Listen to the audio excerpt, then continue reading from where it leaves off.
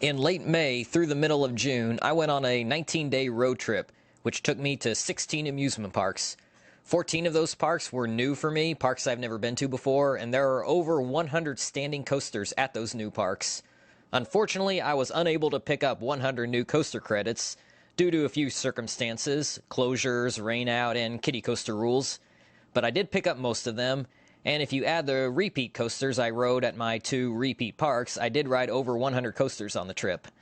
I am labeling this trip as my Coaster Odyssey because I highly doubt that I will ever take another trip in which I'm able to pick up as many new credits as I did on this one.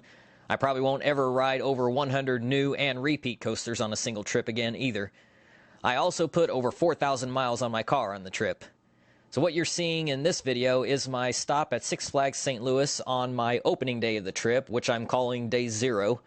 I also stopped here on the way home on the final day, as this park is right on I-44, so I always stop here when I drive that route, which is often, as long as the park is open that day.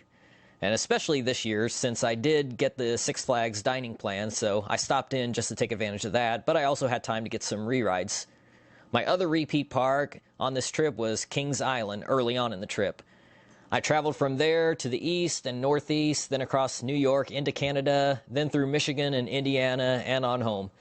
Based on that information, you could probably guess the bigger parks that I visited on this trip. I also visited a few smaller ones. There were some great surprises, as well as one huge disappointment.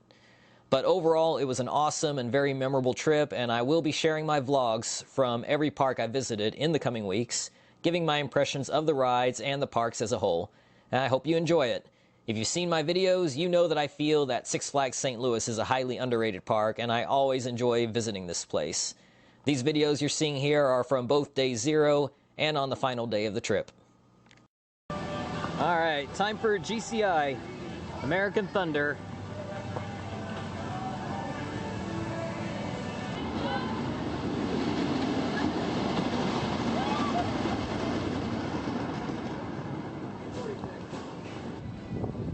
That is definitely a great ride. Gives a lot of good airtime.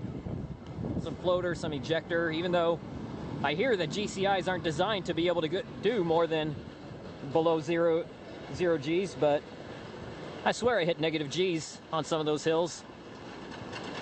But maybe that's just me.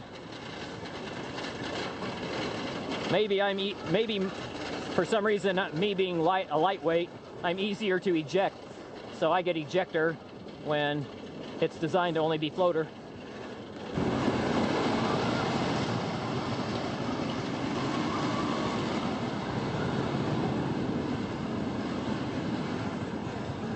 I rode front row, so I heard somebody say on one YouTube video that front row is the best on GCIs, but I don't know, Prowler, I like the back.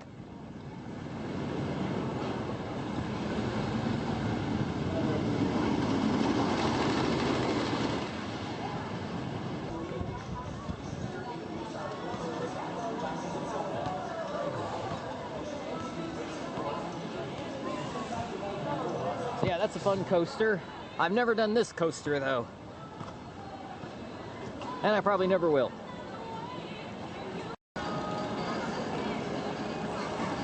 Oh yeah, Ninja.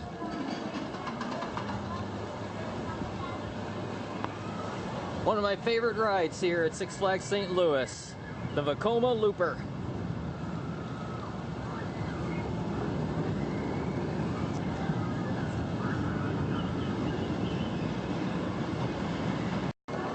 I know some people think I'm joking, but this really is not a bad ride.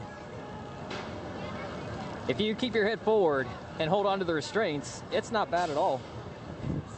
There's a few jerky moments on it, but no head banging, no neck banging, nothing like that.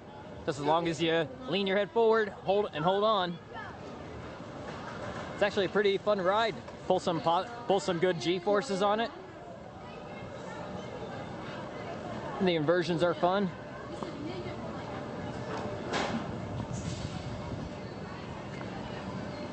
Yeah, I know a lot of people don't like it, and some people refuse to ride it just because they've heard bad things about it. They ought to give it a try. It's really not bad.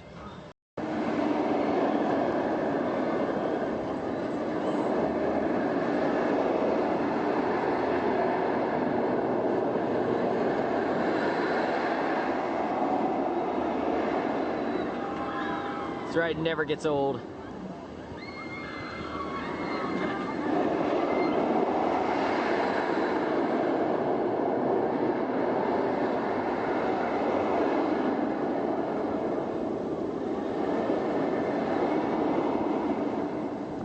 One of my first ever big coasters, riding it down at Over Texas when it was the forward blast. With the reverse blast, definitely say back row is the way to go on this one. You get the longest drop that way.